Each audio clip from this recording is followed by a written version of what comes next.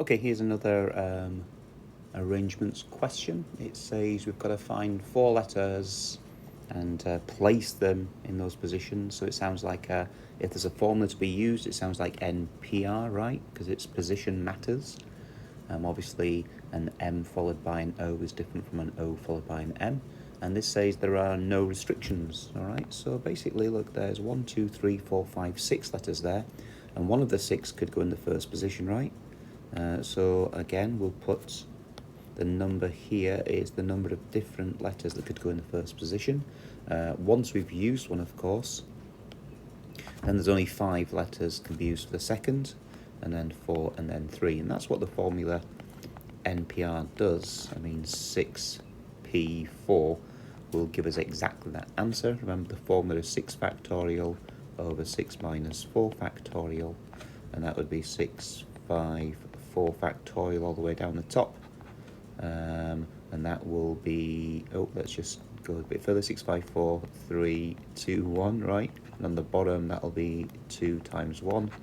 And look, you get 6, 5, 4, 3. Okay, so you don't need to go through all that process, really. Genuinely, I understand the 6PR, the 6P4, but I think if it's placing, I kind of like to do this method where we fill in the gaps, all right? This is where it gets really interesting for part B now. So part B says at least one vowel, A or O, must be used. Okay, so this is where we've got to be quite thoughtful. And I'll show you my preferred way, but then we can also try it, or I'll leave it for you to think about doing it the other way.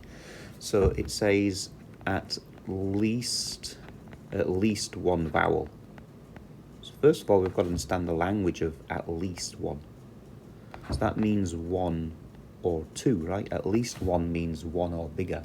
So at least 1 means 1 vowel used or 2. So now if we think about it, what if we just used the O?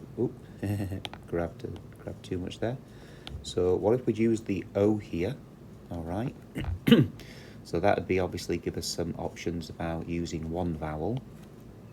And then we could think about listing all the possibles with an A, right? And then we could think about listing all the possible 4-letter words with O and A, right? And that's absolutely a valid method. And those of you who've tried that, you can certainly give it a go.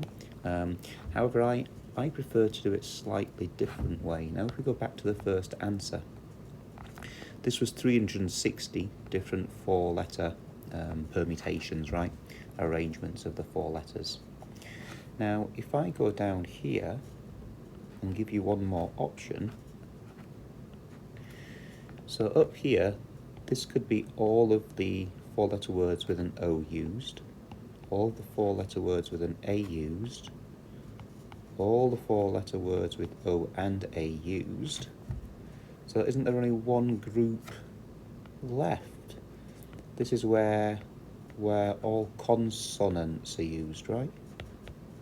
So in this group of words, 1 vowel is used, 1 vowel is used, 2 vowels are used, no vowels.